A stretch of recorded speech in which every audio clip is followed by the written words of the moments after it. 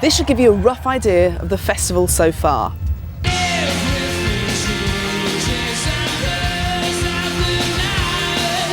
Bands were turning up in the morning to be told they wouldn't be needed. Kaniki were in tears. We can't play because our stage is sunk into the actual ground.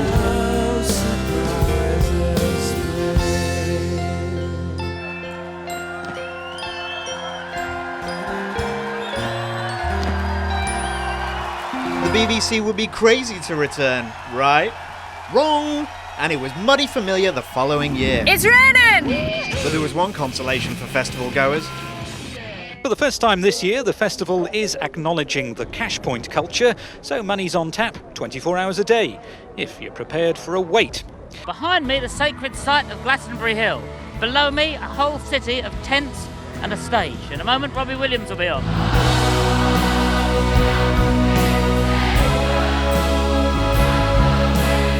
When the music is playing, these windows, I'm deaf and I can hear the windows vibrating.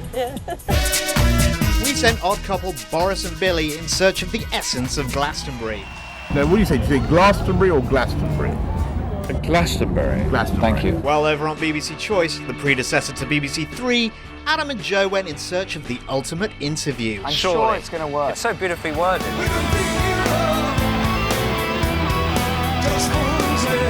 Thought we might interview Bowie, but no, we never will. Our intrepid presenters are always up for an adventure. I really didn't realise that they meant this.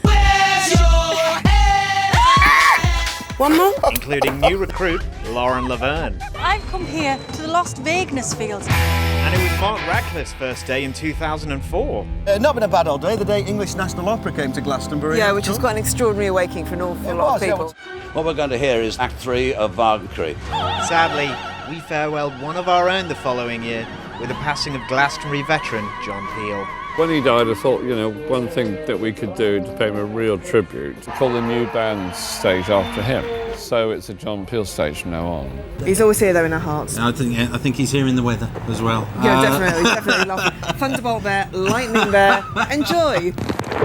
Thousands of rock fans at the Glastonbury Festival are getting drenched, with organisers warning of another mud bath this weekend. 6 hours of non-stop rain delayed the start of the Glastonbury Festival in Somerset, and the main stage was apparently struck by lightning. Well, give you a bit of a rundown of what's been happening today. You've probably seen it on the news. This was to be our set. There's a rec studio over there, which the weather has taken care of. This needs to be stressed. BBC Two got washed out. They physically couldn't get their show on the road, but BBC Three, we were right there, baby.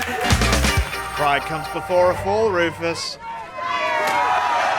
While Edith and Zayn explored new heights on BBC Three. So glad to be back. This is sweet, right? This is ace. I am loving the treehouse. And Mark chased the tail of a legendary songbird. The ceremonial procession that took place this morning as Dame Shirley Bassey herself touched down on the hallowed ground of Glastonbury.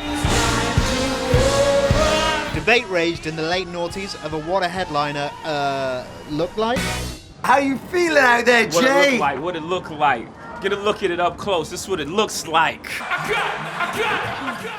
While 3 years later, Mrs. Carter sent the pyramid stage totally crazy. In love, that is.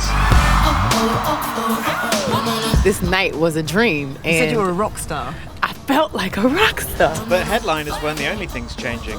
Our presenting team moved to the best seats in the house in 2013. That's the park stage behind us. We're right at the top of the festival site this year, bringing you all the action. What could possibly be more hair-raising than Metallica? There's a lot of drag queens out there. I always said it's a good thing I was a girl, because I would have definitely been a drag queen. From drag queens and Dolly in 2014 to the Dalai Lama in 2015. We all have this seed of infinite love. What would the future bring?